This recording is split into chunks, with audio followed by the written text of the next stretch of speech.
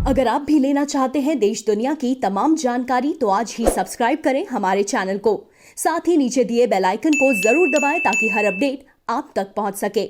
नमस्कार, प्रभाव साक्षी news network पर आप सभी का स्वागत है। देश इस समय कोरोना वायरस के खिलाफ एक गंभीर लड़ाई लड़ रहा है, एक बड़ी लड़ाई लड़ रहा है और इसमें देश की एकता बहुत जरूरी है।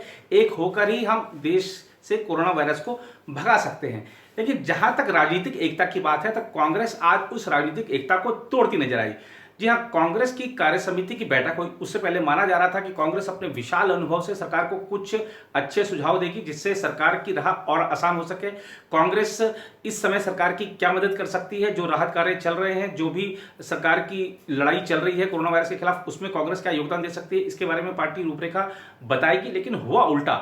सोनिया गांधी, जो कि कांग्रेस की इस समय अंतरिम अध्यक्ष हैं, उन्होंने पार्टी पर आरोप लगाया है, भारतीय जनता पार्टी पर आरोप लगाया है, सरकार पर आरोप लगाया है कि वह सांप्रदायिक पूर्वाग्रहों और नफरत का वायरस फैलाने में लगी हुई है इस संकट के समय में। और सोनिया गांधी ने कहा कि जो बीजेपी की सरकार है, बीजेपी के नेतृत्व वाली एनडीए की सरकार है, वह रणनीति बनाकर काम करने में असफल रही है और जो भी काम किए गए, जो कदम उठाए गए हैं, वो आंशिक तौर पर ही उठाए गए हैं। सोनिया गांधी ने गरीबों, मजदूरों और जो श्रमिक हैं, किसान हैं, उन सबके लिए उनके खाते में 7,500 रुपया ट्रांसफर करने की भी मांग की है सरकार से। और सोनिया गांधी ने तो ये आरोप लगाए ही लगाए।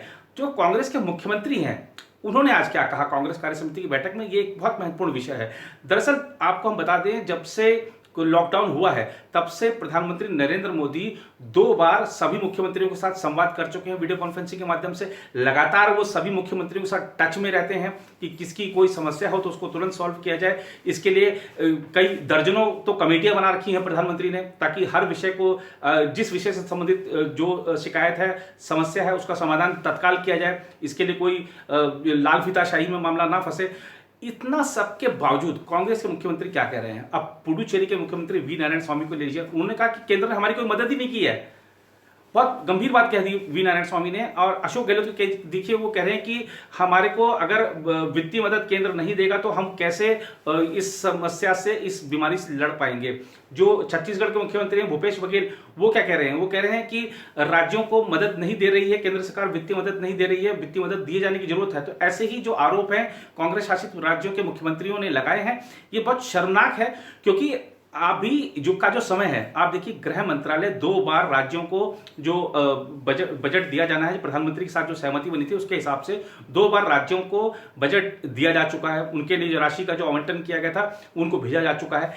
इतना सबके बावजूद आप ये कहें कि कोई वित्तीय मदद केंद्र से नहीं मिल रही है, कोई मदद केंद्र सरकार नहीं कर रही है, केंद्र सरकार हमारी सुन नहीं रही है, तो ये बिल्कुल गंभीर आरोप है। ये समय ऐसा नहीं है जब आरोप और प्रत्यारोप का समय हो। ये समय मिलकर काम करने का है। ये समय मिलकर इस जंग से भारत को बाहर निकालने का है। और लॉकडाउन से पहले ही देश की अर्थव्यवस्था, और कोरोना वायरस के कारण जो लॉकडाउन लगा है उससे पहले ही देश की अर्थव्यवस्था बहुत खराब अवस्था में है। इससे मिलकर ही हम उभर सकते हैं। लेकिन शायद ये लोग, विपक्ष के लोग, हमेशा राजनीति ही सोच रहे हैं, हमेशा राजनीति ही कर रहे हैं। ये समय अगर राजनीति करेंगे, और खासतौर पर हमारी जो, अगर हम देखें, जब से ये जनवरी के अंत से, जब से कोरोना वायरस ने भारत में कदम रखा पहला, तब से हमारी जो राजनीतिक एकता थी वो बनी चली आ रही थी। लेकिन इस बीच में, लड़ाई के बीच में आकर जो राजनीतिक एकता तोड़ी गई है कांग्रेस की तरफ से, ये बहुत शर्मनाक है और ऐसा नहीं किया जाना चाहिए था। इससे बचना चाहिए था।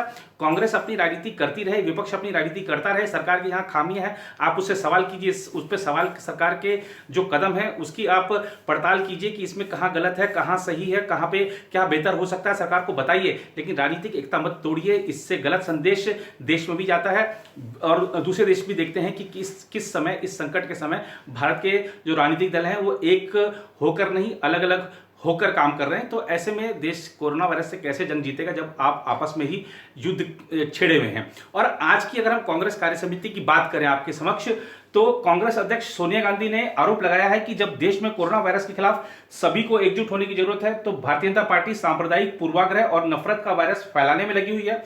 उन्होंने केंद्र सरकार द्वारा कोरोना वायरस संकट से निपटने के लिए आंशिक कदम उठाने का दावा करते हुए यह भी कहा कि सूक्ष्म, लघु और मध्यम उद्योग और किसानों की मदद के लिए तत्काल राहत की घोषणा की जाए। कांग्रेस कार्य समिति की वीडियो कॉन्फ्रेंसिंग के माध्यम से हुई बैठक में सोनिया ने कहा कि लॉकडाउन के पहले चरण में ही 12 करोड़ लोग बेरोजगार हो गए और ऐसे में लोगों की मदद के लिए उनके खातों में 7,500 रुपया भेजे जाने चाहिए। भाजपा पर निशाना साधते हुए उन्होंने आरोप लगाया, मैं आप लोगों के साथ वो बात साझा करना चाहती हूं जिसको लेकर हम सभी भारतीय नागरिकों को चिंता करनी चाहिए। जब हमें कोरोना वायरस का एकजुट होकर मुकाबला करना चाहिए तो भाजपा सांप्रदायिक पूर्वाग्रह और नफरत का वायरस फैलाने में लगी हुई है। उन्होंने कहा, हमारे सामाजिक सौहार्द को बड़ा नुकसान पहुंचाया जा रहा है, हमारी पार्टी और हमें इस नुकसान की भरपाई के लिए कड़ी मेहनत करनी होगी। सोनिया ने कहा, कोरोना महामारी ज्यादा फैल गई है, जो परेशान करने वाली बात है।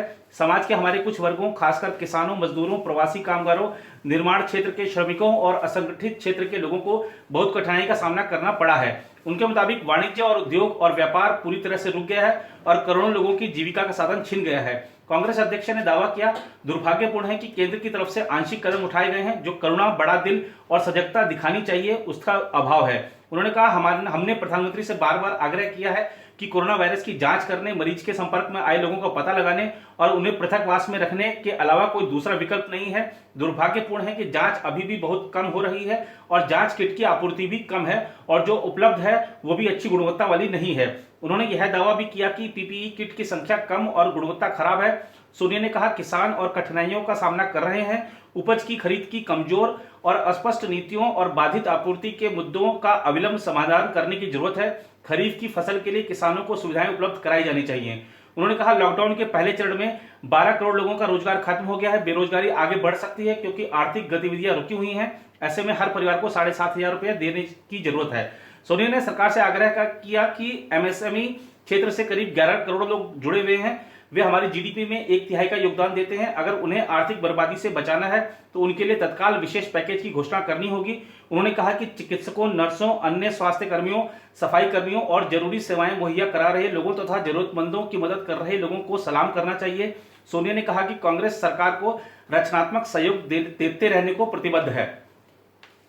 अब सोनिया गांधी रचनात्मक सहयोग की बात तो कर रही हैं, लेकिन वो रचनात्मक सहयोग जो है वो सकारात्मक सहयोग नहीं दिख रहा है फिलहाल, अगर हम कांग्रेस की तरफ से सरकार को दिए जा रहे सहयोग की बात करें तो। दूसरी तरफ अगर हम देखें, कोरोना वायरस का जो संक्रमण है, उसके जो संक्रमितों की संख्या है, आज का जो स्वास्थ्य मंत्रालय का बुलेटिन है वो ये कहता है कि 21,000 को संख्या पार कर चुकी है, 690 लोगों की अब तक मृत्यु हो चुकी है और राहत भरी बात यह है कि लगभग 4,000 से ज्यादा लोग स्वस्थ होकर घर जा चुके हैं।